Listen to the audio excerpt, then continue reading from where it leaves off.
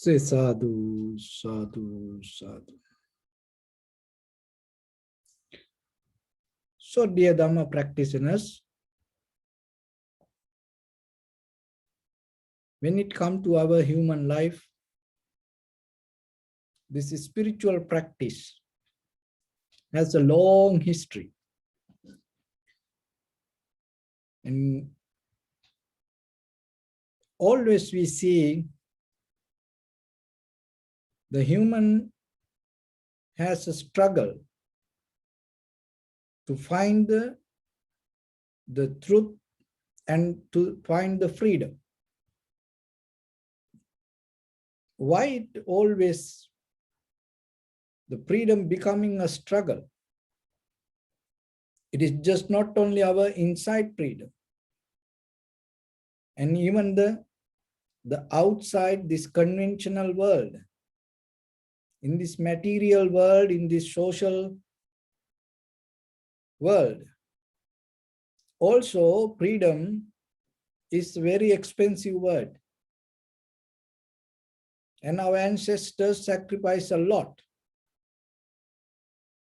And at the same time, when we look at the history of the spiritual path, all over the world,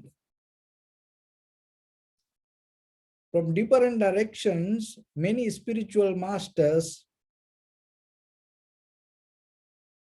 had a deeper, great struggle to introduce this inner freedom, inner liberation. But still, when it comes to the present situation, it became more and more and more complicated. That because of the lot of informations pouring every day towards us. And then now we have difficulty to find which one is truth. So in the ancient time,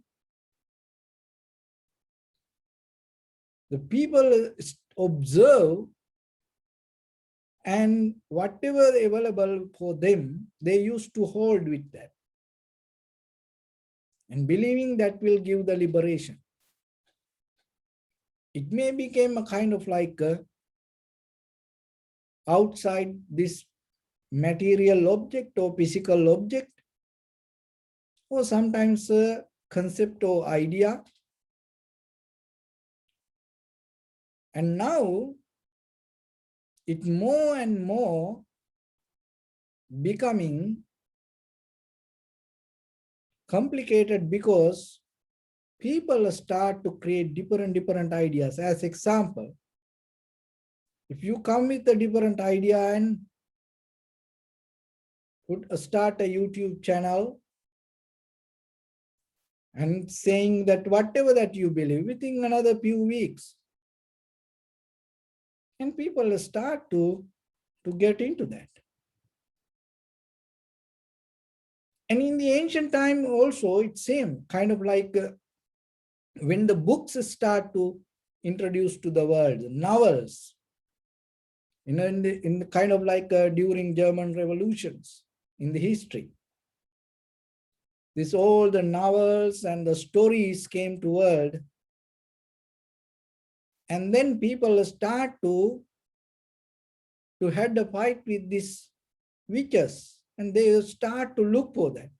And even this ordinary woman, and with the messy hair, then unorganized clothes, if she start to go around the city, the people start to attack. And in history, there are many situations came, people start to hunt witches. And then the TV came to the world. And out of the TVs and the computers, and now we start to get into more and more and more different concept. But still we have to understand no result that we can find. Still that everything becoming concept, and that concept going to take us to another concept.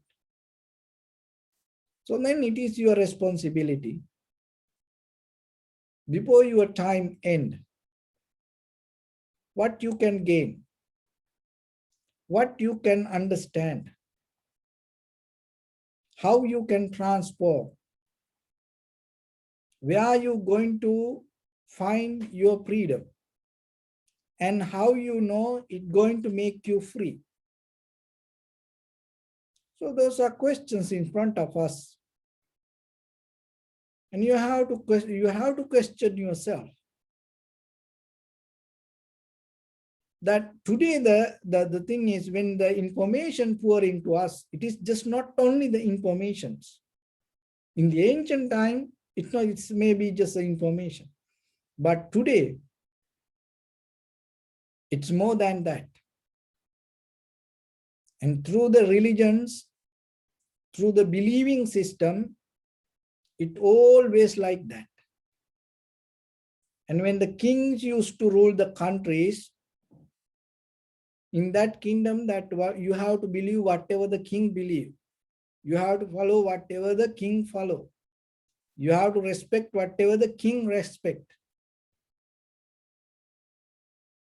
And then after that, you know what happened? These colonies, some powerful countries start to overtake the other countries. Then what happened? Whoever powerful, whoever strong weapon carry, then other people need to bow to whatever that person believe. Whoever that the strong army or the weapons, killing machines carry, then the people start to go with that. And then they had no choice. And at the same time, you know, long years, the slavery, people start to sell other people like animals. And then whoever that the strong person, the master owner, that whatever that person believe or follow, that all other the people had to follow that his ideas, her ideas. And now we are in a kind of like after that all, we are in a kind of like a place. No one around us, no one in physically pushing us to believe whatever happen around the world. But at the same time, more than any other time, people get into these different weird ideas. So when they introduced the computer, they had a challenge. You should know that. There are very few people know about this. When they introduced the computers, and they had the challenge to bring people to push the enter button. It was a challenge. And still when you look that all this, that the ads or the videos or anything on YouTube or online, one of the major things keep happening inside that information. What is that? It slowly, deeply push you to follow it, or accept it, or share it. It's unconsciously sometimes you caught up in that, but it's already set up idea, program. How when someone watch a TV or the anything, even the ad, how somebody can push the button or the follow the button unconsciously. And this is happening everywhere. And then what happened, day by day, unconsciously you became a follower. And that following, little by little, took you to a believer. So once you start to follow something, then naturally you start to become a believer. Once you believe something, you become that. Now you know how we are in this tangle. So you follow something unconsciously, and then what happened? You start to believe it, and that believing make you become. So it happened in many different ways. It happened in the human history, but now it happened with the phone, computer, TV. So these kind of things. And it is more advanced, and it is more faster than any other time. So then when it comes to day-to-day life, if you look for the real freedom, you cannot be a follower or you cannot be a believer. Because out of the following and believing, what you become is not your freedom. It's never going to take you to a freedom. That is what the Buddha taught. That's why in the Kalama Sutta, as everybody knows, it's very famous sutta. And because of the family, because of the culture, tradition, books, because other people believe that, because other people follow that, don't get into that kind of wisdom. So then you have to develop a kind of like a very independent method yourself.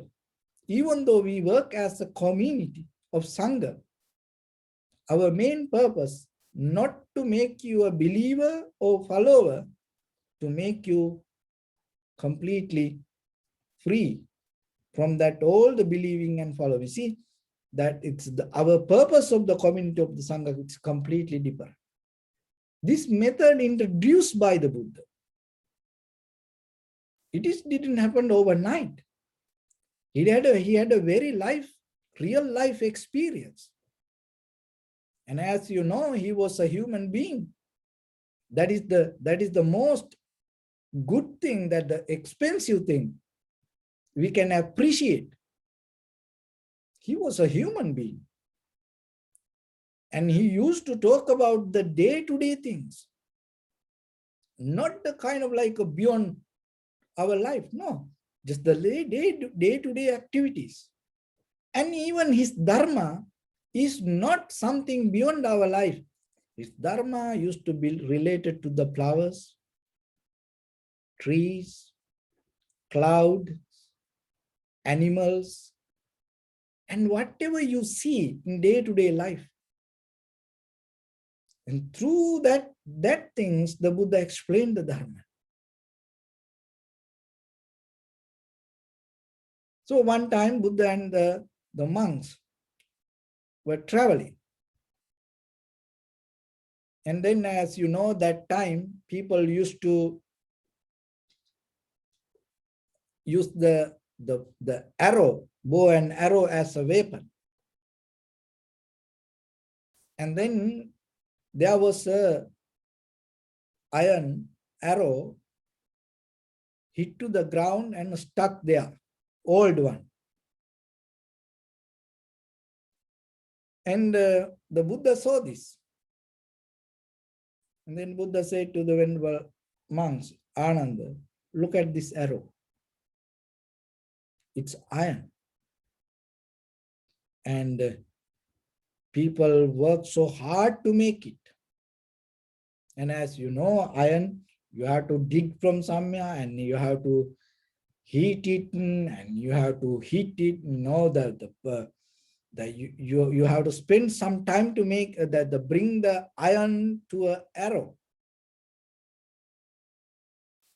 And then the very purpose, after once it become an arrow, the very purpose is getting to the target and fulfill the purpose. But this arrow, what happened? Maybe, missed target or something happened. This arrow hit the ground and it stuck there a long time. Now it's getting, die little by little. So the Buddha saw this and told, look at this arrow. Ananda, some people also like this arrow. Purposeless, and they cannot find the purpose. Useless.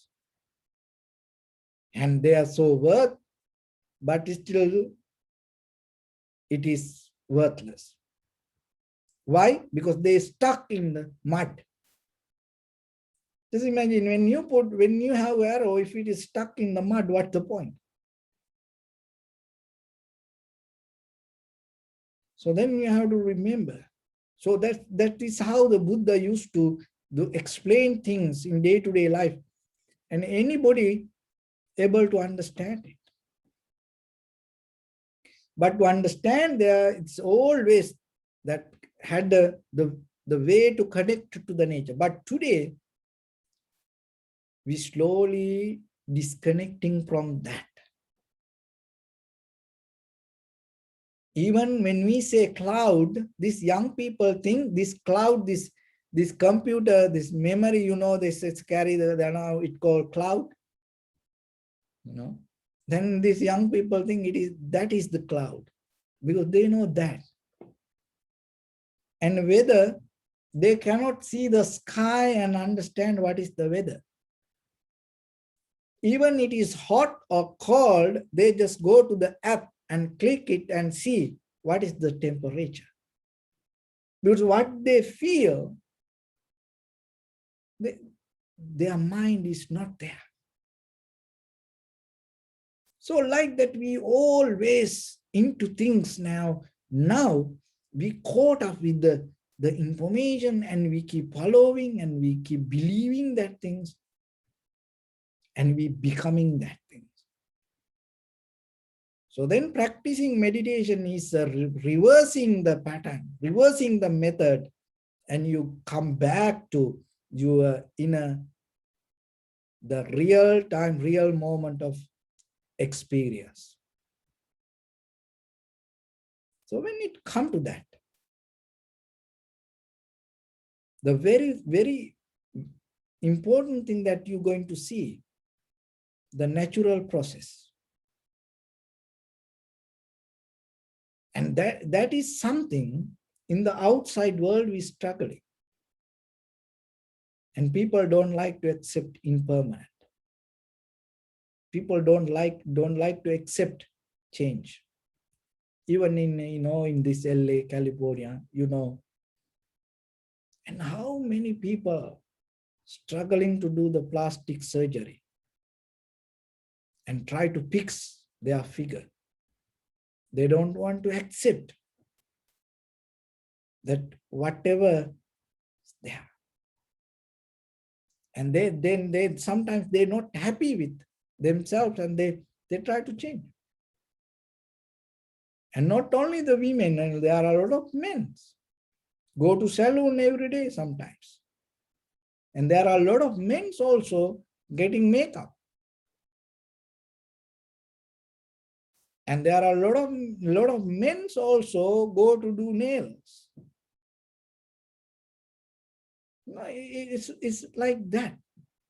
We are slowly, little by little, getting far, go away from this natural existence. And we're not ready to accept it. But when you start to come to the meditation and you start to practice little by little, what is happening? You start to merge to this natural way of existence. And that is where your mind start to find some peace and the freedom. because otherwise we always in a struggle.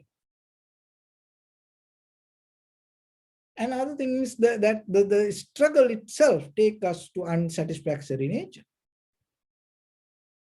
because we don't want to accept.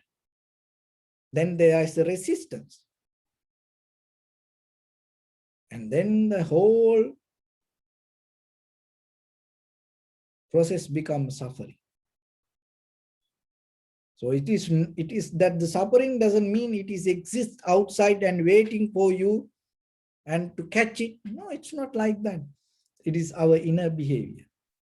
So then today we're going to get into the bottom of the Dharma and untangle, see how that we can experience something in the natural form, and that experience will help you to gain the deeper inner liberation or the freedom. It's kind of like a wisdom trilogy. So when it comes to the wisdom, sometimes we always look for the light.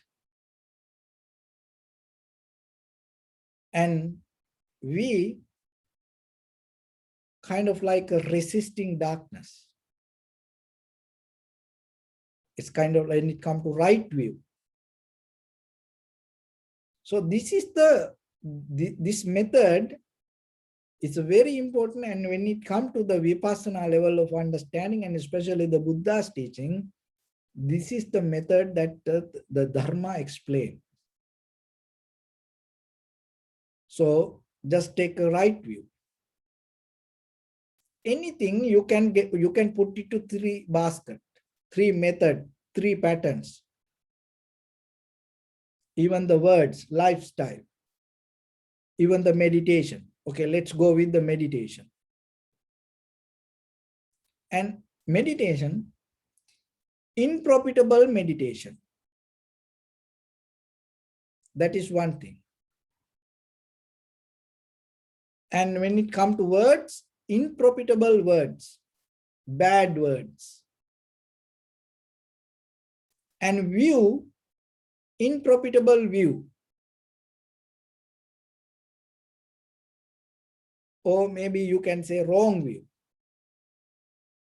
So like that, it always there's something, you can divide anything to 2 parts, right and wrong.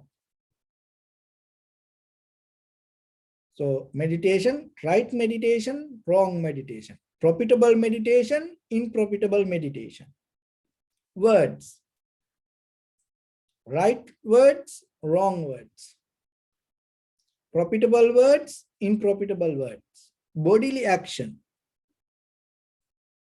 right bodily action, wrong bodily action. Profitable bodily action, unprofitable bodily action. And mental action also like that. You can go with this, or in the very first level, you can put to 2 categories, right and wrong. And then what you put it to right, profitable, again it divide to 2 parts. So this is very important to understand it. Just if you divide something to 2 parts and find this is right, this is wrong, that doesn't mean you found the path to liberation. So then first you find out this is right, this is wrong.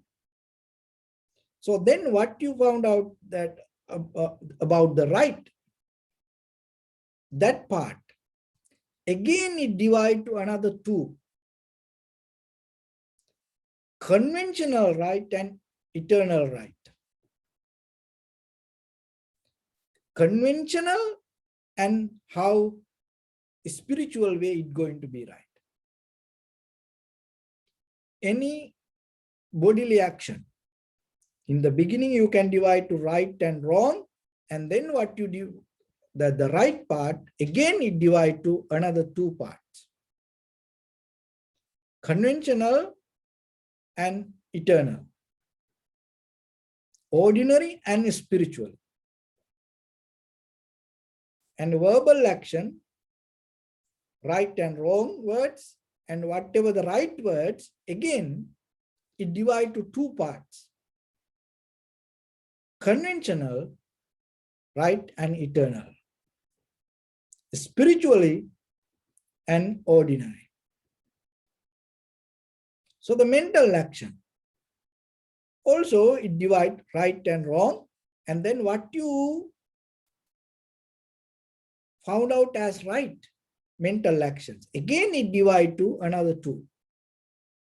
Conventional, right, and eternal. So then any action, we have only three actions, bodily, verbally, and mentally action. Anything, whatever you divide, just finding, just resisting something wrong doesn't mean we are in the right place of wisdom. Even seeing what is right, that doesn't mean we get into the path. So then once you recognize this is right, this is wrong, and then again, you go with the right part and you divide to another two, conventional right and eternal right. So then there are three categories, wrong, right part, we divide to two. So the wisdom means, so when it comes to the vipassana level of understanding, that you start to see the connection in between the wrong, conventional right, and eternal right. You start to see the connection. When you see that connection, listen this very carefully. So we divide any action, bodily action, verbal action, mental action, we divide to three parts. Wrong, and then one part right, and then it divides to two parts, conventional right and eternal right. So now we mention, so just holding one part, oh, this is wrong, that doesn't mean you are in the right path of liberation. Oh, this is right, that doesn't mean you are in the right path of the liberation. Oh, this is the spiritual path. Holding that doesn't mean you are in this. Just holding one out of these three doesn't mean you are in the path of liberation. So then you can look now yourself. And because there are a lot of people and like to get into this right boat and hold it to that boat and stay there and believing that boat will take us to, no, it's not going to go like that. So then seeing the connection, when it comes to the vipassana level of understanding, the seeing the connection, this is wrong and this is right, and this is conventional right, and this is a spiritual right. When you see these three things together, what happening anymore, the first part, which we call wrong, now when you see this, all the three things and interconnection, the connection in between, because there is a connection in between the darkness to light. That's like there is a connection in wrong things to the right, and that not only the conventional right, it has a connection to spiritual right also. When you see this connection anymore, this is not going to become wrong. This is going to, kind of like a crazy your mind. So when you see the connection in between the wrong, unprofitable, profitable, and that profitable go to two parts, conventional and eternal. When you see this, you recognize this all interconnected each other. And that is the moment your mind get out of the this is wrong, and anymore you don't hold it to one part as a, this is right, and you don't hold it to and the separate part as a, this is spiritual. You see the whole process. That seeing whole process is the way of vipassana, and that is the moment you going to become free from that whatever the mental view that you carry regarding the outside world or even the inside experience. So that is the bottom line. But today, comparing, resisting, and going towards that the whatever the desires take us, and we always do something dividing. We like divisions. We like to do that. We like to divide things. We appreciate when we divide things. But deeply when it comes to the vipassana level, just the practice point of view, even though we go one by one, this moment of experience has happened as a connection of everything. There is nothing in this entire universe, from your atoms or particles or subparticles, macro level of your body parts, to micro level, to this entire universal process. There is nothing separate. And at the same time, there is nothing that the solid or the permanent. This all in a flow. But when it comes to our inner experience, we hold it to that inner experience, which we call thoughts or the sanskara or the formation.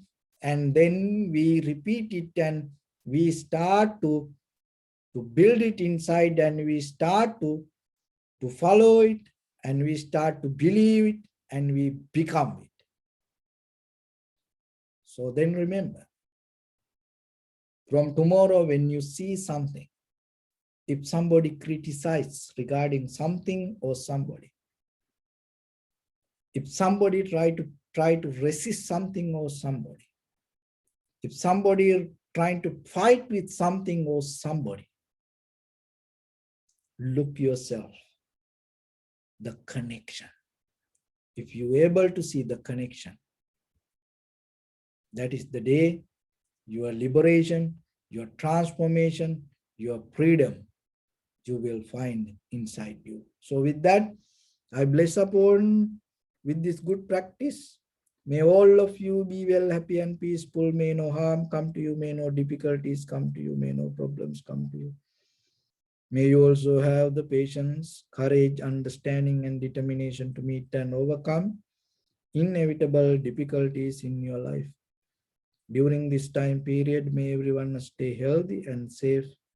And finally, may all of you attain supreme bliss of Nibbana. Sabbityu vajjantu sabbarogo vinasatu mate bhavatantarayo sukhi digayuko bhava. Vittavata chammi sampadam punya sampadam sabbe deva numodantu sabba sampatti siddhya.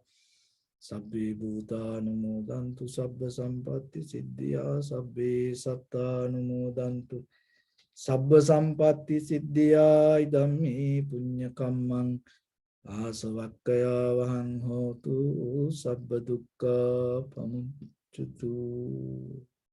Bless you.